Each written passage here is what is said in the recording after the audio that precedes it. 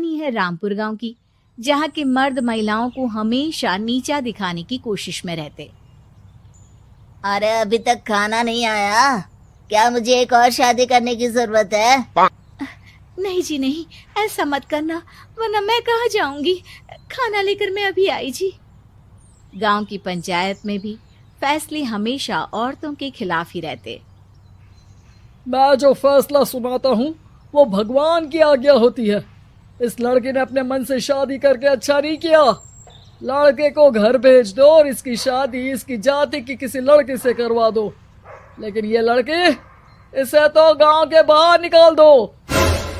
नहीं नहीं जमींदार साहब, ये क्या बोल रहे हैं? ऐसा नहीं हो सकता। मेरी बेटी मासूम है, इसे अच्छे बुरे की समझ नहीं है। अरे कहाँ जाएगी ये बेचारी? कहाँ जाएगी? इतनी चिंता है तो पूरे परिवार का गांव निकाला कर देते हैं। बेचारे पूरे बसे बसाए परिवार को गांव छोड़ना पड़ता है। चाहे जो हो, अगर बेटियों को कंट्रोल नहीं कर सकते तो गांव में रहने का कोई मतलब नहीं है। यहाँ औरतों को दब कर रहना होगा। कोई भी अपने हिसाब से कुछ नहीं कर सकता, सब ईश्वर की मर्जी से ही होगा। तभी गांव का एक आदमी दौड़ा दौड़ा आता है। सरपंच साहब, जमींदार साहब, वो कालिया है ना, उसकी बेटी पढ़ने के लिए शहर जा रही है। अच्छा, ये कब हो गया? और कालिया की हिम्मत कैसे हो गई ऐसा करने की? लेकर आओ उसे और उसकी बेटी को। बस फिर क्या था, हाजिर हो जाते हैं कालिया और उसकी बेटी सरपंच के सामने। और कालिया, ये क्या सुनने में आ रहा है? बेटी को इंजीनियर बना रहा है तू? और ये बता, गांव में तो स्कूल नहीं है, फिर कहां से इतनी क्लास पास कर गई तेरी बेटी? राधा, जो कि कालिया की बेटी है, उसे लगता है कि सरपंच उसकी तारीफ कर रहे हैं। सरपंच जी, मैंने ऑनलाइन पढ़ाई की है, डिस्टेंस लर्निंग से। सभी में मैंने अच्छे नंबर पाए हैं, जिसे देखते हुए शहर की इंजीनियरिंग कॉलेज में मुझे स्कॉलरशिप मिली है। वाह जी वाह, क्या होती है ये?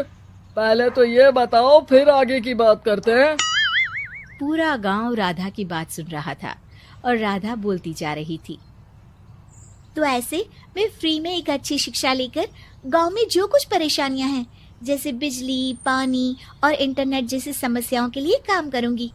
मैं गांव को शहर से जोड़ने के लिए पुल का निर्माण करवाने का प्रस्ताव रखूंगी। मुझे पूरी उम्मीद है कि जल्द ही हमारा गांव भी तरक्की की राह पर चल पड़ेगा।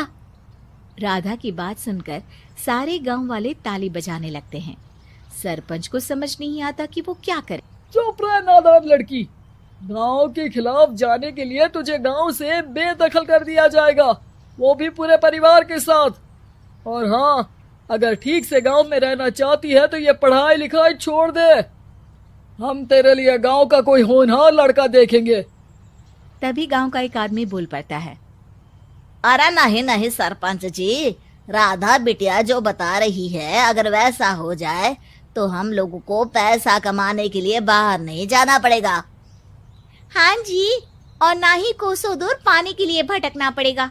हमारे बच्चे भी अच्छी पढ़ाई कर सकेंगे और आगे बढ़ेंगे, ना कि हमारी तरह खेती करते बैठेंगे। क्यों गांव वालों, राधा बिटिया का साथ देना चाहिए ना। सरपंच देखता है कि गांव राधा के साथ है तो वो चुप हो जाता है। वो घर आकर अपने सलाहकार से बात करता है, जो बहुत ही चालाक किस्म का इंसान होता है।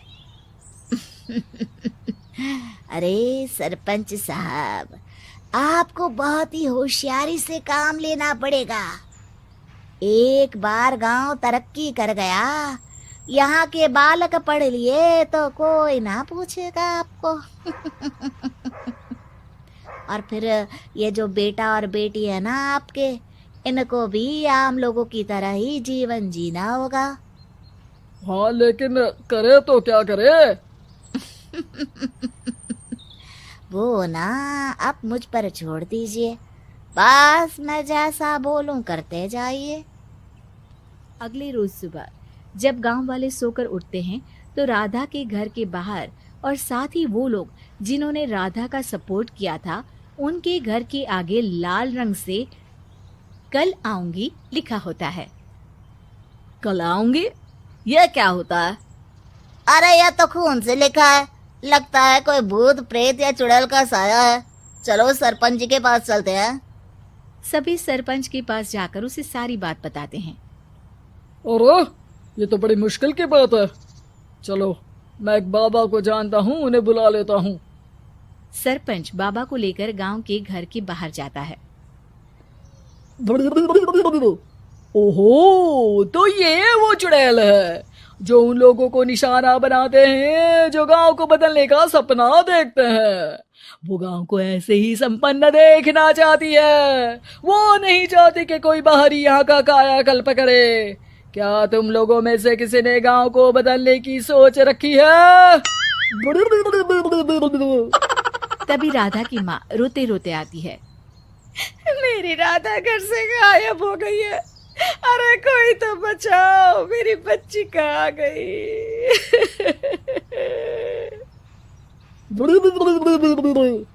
ले गई वो चुड़ैल, तेरी बच्ची को ले गई।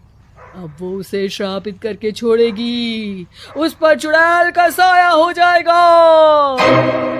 तभी बुरी सी हालत में राधा भी वहां आ जाती है। उसके बाल चुड़ैल की तरह फैले होते हैं और कपड़ों में खून लगा होता है। सभी राधा को देखकर डर जाते हैं। माँ, पता नहीं मुझे कौन उठा कर ले गया था। अरे दूर दूर हो जा चुड़ैल, अब हम लोग इस गांव में नहीं रुकेंगे। अरे कैसी बातें कर रहे हैं आप? कल तो आप मेरे भरोसे गांव का हुलिया बदलने, अपने बच्चों को पढ़ाने और तरक्की उन्नति की बात कर रहे थे, तो आज क्या हो गया आपको? ये फिर तुम लोगों को बहकाएगी। ये चुड़ैल गांव में आ चुकी है, ऐसे ही ये तुम्हारे घर के बच्चों को भी ले जाएगी। गांव वाले राधा को गांव से बाहर निकाल देते हैं। उसके माँ बाप रोते रहते हैं, लेकिन गांव वाले नहीं मानते। मैं भी अपनी बहन के साथ गांव के बाहर रहूंगा, लेकिन वो पढ़ाई नहीं छोड़ेगी। वहीं सरपंच के घर पर सलाहकार कहता है। देखा, सांप भी मर गया और लाठी भी नहीं टूटी। लेकिन अगले ही दिन सरपंच के घर के बाहर भी वही शब्द लिखे होते हैं। और फिर सरपंच की बीवी कहती है, हमारी बेटी को किसी ने अगवा कर लिया है। तभी राधा का भाई वहां आ जाता है। अरे गांव वालों, मैंने सरपंच जी की बेटी को देखा था। वो चुड़ैल उसे उठाकर ले जा रही थी। अरे क्या मजाक कर रहे हो? नहीं नहीं सरपंच जी, आप नहीं जानते। वो चुड़ैल अब आपकी बेटी में आ जाएगी, जैसे राधा के अंदर आ गई थी। तभी सरपंच की बेटी वैसी ही हालत में वहां आती है जैसे राधा आई थी। पापा, पता नहीं कैसे मैं गायब हो गई थी।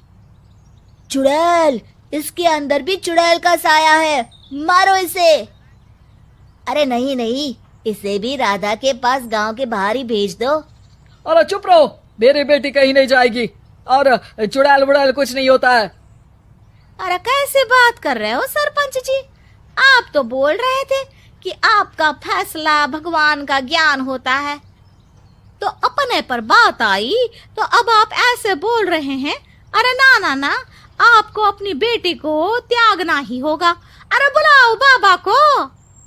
राधा का भाई बाबा को ले आता है, जिसे अब गांव वालों के डर के कारण सच बोलना पड़ता है। मैं कोई बाबा नहीं हूँ, मैं तो मोची था। ये सलाहकार महोदय ने मुझे कहा था एक्टिंग करने को। अब वो मुझे पैसे देने वाले हैं। अब मुझे माफ कर दो।